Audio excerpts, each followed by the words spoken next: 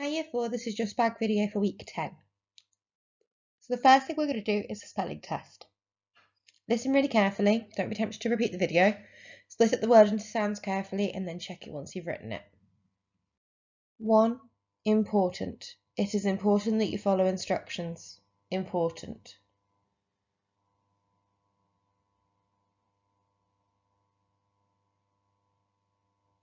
2. Immovable. The giant rock on the beach was immovable. Immovable.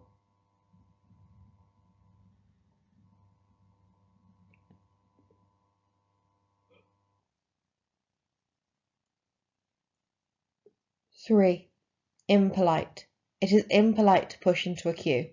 Impolite.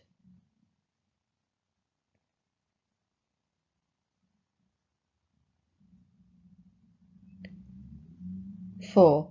Impossible. Jen found that her shoelace was impossible to untie.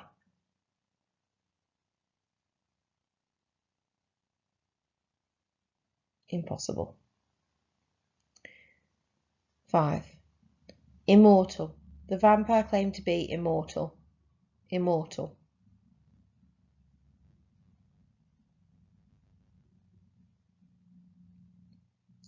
1. Impatient. Many people are impatient whilst waiting in line. Impatient.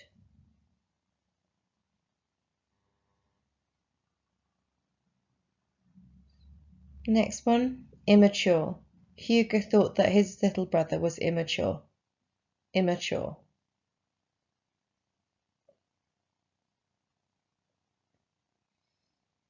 1. Imperfect. The grocer could not sell the imperfect fruit. Imperfect.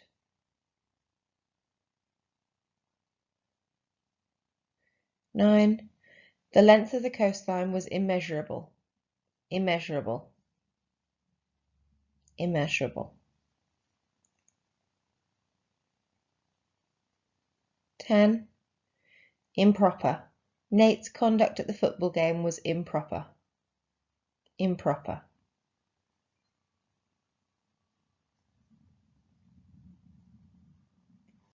Okay, so here are the answers for week 3. Important, immovable, impolite, impossible, immortal, impatient, immature, imperfect, immeasurable, and improper. Paragraph level analysis. So you should have read the waggle and you should have looked for any words you didn't understand and found out their meanings first. So what I've done is I've given you some examples of titles. Match the titles to the paragraphs first of all. There are a couple which could go with more than one paragraph, so just choose which one you think is best. Use my examples to write your own and then analyse them. So I've analysed the one I have written, which is searching frantically at the side. Searching frantically. I would underline that because it's my title. The title is a summary of the paragraph because Bard is looking for the dragon in order to attack, because he's searching. That's the whole point of the paragraph. That's the reason why it's in there. So because I've talked about searching in the first sentence, I'm going to talk about frantically for the purple one. This creates the impression that he is panicking and fearful of the dragon. Frantically means that you're looking so desperately because you're almost panicking. So really, I've picked one of the words to talk about for the pink sentence and talked about the main word, which as the verb, it would make sense to talk about searching. And then the adverb I've talked about in the purple sentence to add more detail. Sentence level analysis. The pink sentence is about asking the reader what they found out in that sentence that they didn't know before. So, in the distance I heard the bellowing roar of the creature and stirred myself into action. That's the first sentence where Bard thinks about fighting back. We haven't heard the creature roar before, but really the main point of that is that he's going to fight back. The next one, grabbing my bow and arrow as fast as lightning, I ran to the roof just in time to see SPaG's deadly first line of fire hit the vulnerable wooden buildings. So you need to decide whether the most important thing we learn there is that he's running to the roof or that SPaG is attacking. You need to decide which one is the most important thing that the reader finds out. All around me, people screamed in agony and fear. That one should be obvious. What's the main point of the sentence that we need to know? Okay. I have to make it to the tower, I thought in desperation. He's got speech. Why is he thinking in desperation? Why is that important? Why is he not just thinking it? And why does he think he has to make it to the tower? I didn't know as a reader that he had to make it to the tower until he just said that. So maybe that is the important piece of information.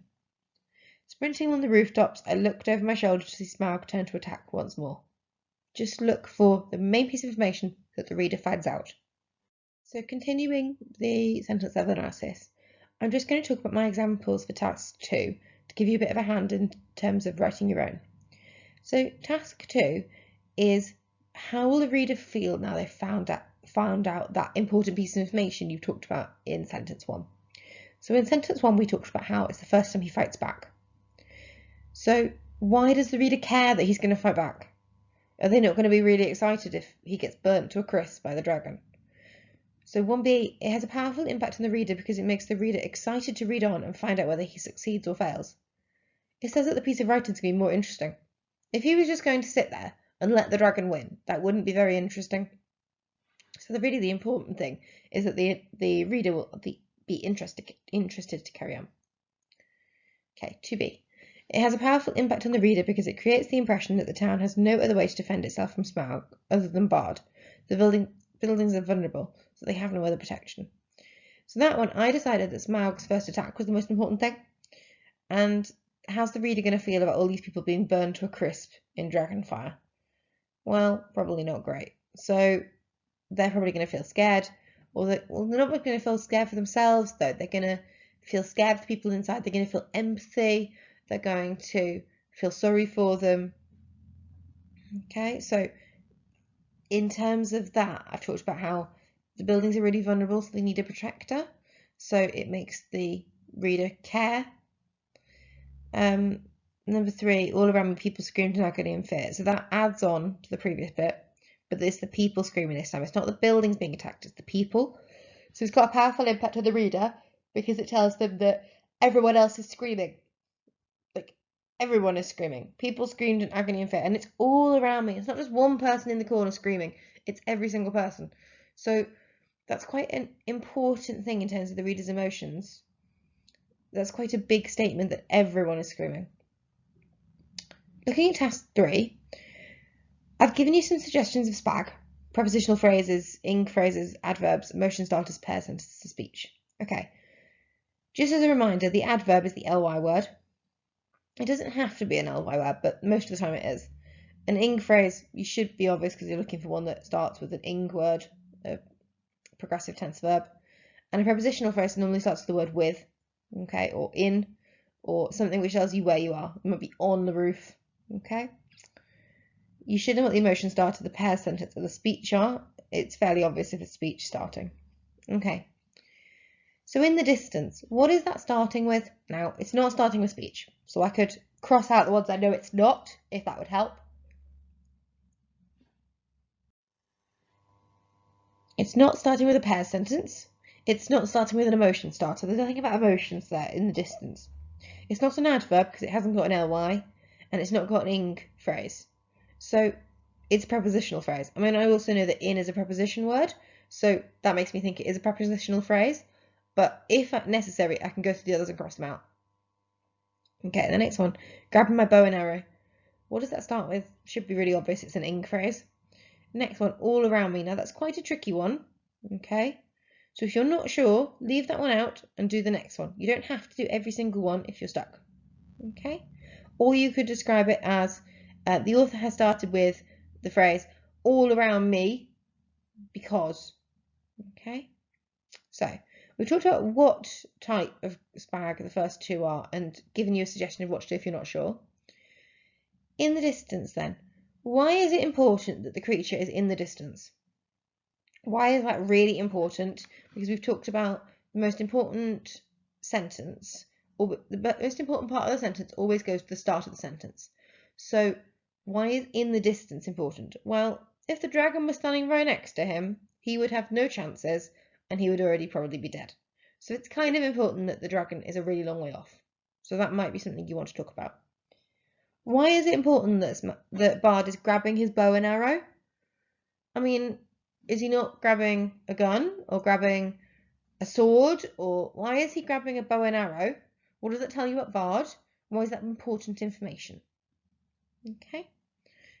Why is it important that all around him, people are screaming. Why is he different to everybody else? Everyone else is just screaming and not really helping themselves. Why is he different? What's he doing that's different? So why is that important information? Okay. The speech is slightly different, but generally speech is giving us an insight into what the character is feeling and what his priorities are. So why is it important for us to know what his priorities are in the middle of this situation? Okay. You don't have to do all of them if you're finding it really tricky. Just pick the ones that you think you can talk about. Okay. You can do it. Good luck.